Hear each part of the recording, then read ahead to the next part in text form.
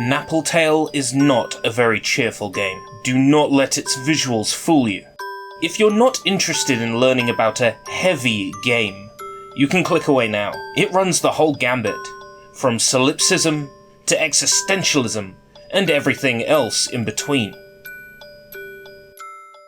If you're still with me, it's time to take a brief look at Napple Tale. I think this game just might be one of the best games released on the Dreamcast. If not, then at the very least, a hidden gem.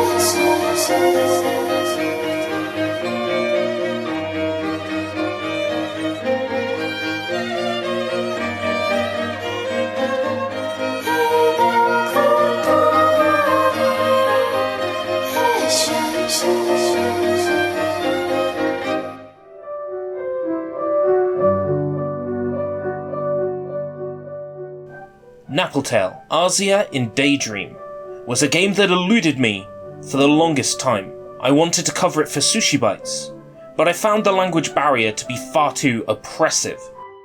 Released exclusively in Japan in October 2000, Napple Tale came along much too late to get localized in North America and Europe. The West had already abandoned the failing Dreamcast by then, and a confusing adventure game would likely not have sold well overall, considering these factors. The premise always interested me though. A young girl, Pooch, gets mistakenly dragged to the afterlife by the novice spirit guide Strainab and must collect her 6 petals: spring, summer, fall, winter, reverse and forward time, in order to return to the world of the living. Napple Tale was conceived by a fully female team of creatives. Most well known are vocalist and seiyuu Maaya Sakamoto, providing the voice of the main character along with song vocals, and Yoko Kanno, illustrious composer behind many beloved soundtracks, including Cowboy Bebop,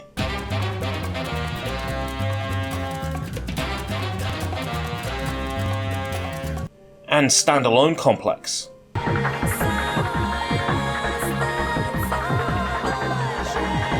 The majority of development was handled by Chime, a ghost development company who had done work for the likes of Konami, Sega, Banpresto and Bandai. When I say ghost company, what I mean is that they did a lot of development for which they weren't credited, so only a handful of actual projects they worked on are known about, most notably Terra Fantastica, the Japan-only Sega Saturn tactical RPG in dire need of a fan translation. Speaking of translations, well, thanks to some rather resourceful fans listed on the screen, we can play Napple Tale from start to finish in English, with the 1.0 patch released in 2019. It had slipped under the radar for me, or perhaps slipped my mind, though it was eventually brought to my attention in 2020 by a fan who knew I'd been wanting to cover this game on Sushi Bites for a while. In 2021, I finally got around to playing the game, and it's every bit the amazing game I had suspected it to be.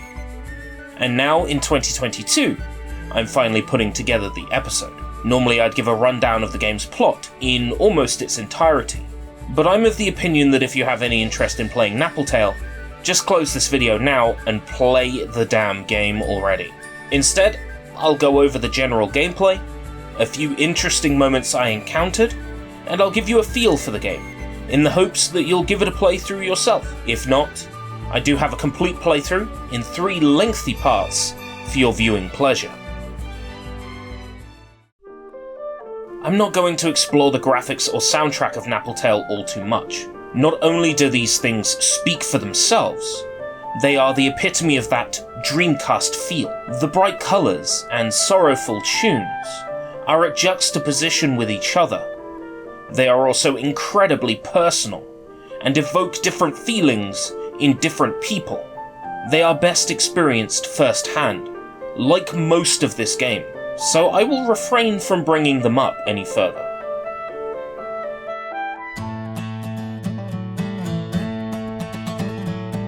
So Napple Tale is an action RPG, or maybe it's a platformer, or maybe it's an adventure game, perhaps then an amalgamation of all three. It features a leveling system with upgrades, replayable linear platforming stages, and an open hub world to explore, with people to converse with, and items to find. It doesn't subscribe to any one gameplay philosophy, its lack of rigidity in its format being very welcome amongst a sea of one-trick ponies from the time. However, it also leads to searching back and forth for the next trigger to progress the plot, a common flaw in adventure games of the time. As you traverse the game's levels, you collect items which can be synthesized into pathets. Some pathets follow you around, providing you with new abilities to help the main character Pooch find her petals. Other pathets may be given to townspeople to improve their way of life or to decorate the town. Items dropped by enemies can also be fed into a dispenser, which can reward you with collectible cards and health upgrades, encouraging not only the exploration of the Napple World hub, but also thorough combing of its dense stages. There are a few missable events which provide more context, so always take the time to look around. Napple World's environment is decidedly nonsensical, its characters unabashedly distant, and its vibe inexplicably bizarre. Like a dream sequence in a horror movie, like a world one cannot fully explain or comprehend, twisting itself in ways to surprise you. One common thread in the game is the concept of different versions of people and places in each of the seasons, leading to instances of characters with wildly varying personalities. These versions are intrinsically linked, with the conversations you have and the actions you perform greatly affecting the real version of the character back in town. Napple Tale isn't a particularly long game, but it stays with you. The difficulty level is mostly situated on the low end, with most bosses falling easily to a barrage of quickly mashed attacks. The platforming near the end of the game can get quite challenging, but I never once felt overwhelmed by the game's difficulty. Breezy, but not easy. The story will see you meet and help various townspeople while you work to find your missing petals. The characters develop over the course of the game, with the childish Pooch growing up and finding her confidence, and the bumbling Stray Nap turning from buffoon to responsible and trustworthy ally. What starts as a misunderstanding transforms into a friendship that transcends realities. This is a game about the flow of life, the beginning and end of all things. Just as the seasons change, so do we. It is a poignant, meaningful experience, and one that I can heartily recommend should you have the stomach for its existential quandaries. It comes from a genuine place, unhindered by corporate visions or predicted sales targets. Probably the reason why it never left Japan, huh? Its townspeople each have their own fears that you must help them assuage, tackling themes such as those of shyness, loneliness, and even grief, and a section where one must navigate a world of distractions to help someone overcome their crippling fear of sleep and that they may unknowingly die within it. In tackling these fears, you are unwittingly assisting Pooch in tackling her fears as well. The game's otherworldly quality makes it a quirky and surreal experience. Playing with its fan-made English translation patch is a must. I cannot vouch for the authenticity or accuracy of the patch, with a few references to pop culture interspersed, though to say the game's script carries its fair share of meaningful and hard-hitting truths would be an understatement. It also contains moments of genuine wit. As tempting as it might be, it is ill-placed of me to say, it'll make you laugh, it'll make you cry, it'll change your life. You might play through the game and say, what an utterly transparent game filled with meaningless platitudes. Perhaps you're right. And who am I to tell you how you should or shouldn't feel? All I can do is speak for myself. And what Napple Tale made me feel, personally, is something a game hasn't made me feel for years. A sense of dread and ennui. The ending wasn't so great. The typical, you were there, and you were there, and so were you, that plagues games based around dreams. But I put that down to the story's framing merely being the excuse to explore these more evocative topics. Now, if that's not a glowing recommendation, I don't know what is. It's like when someone asks me, hey, you watched Neon Genesis Evangelion? Any good?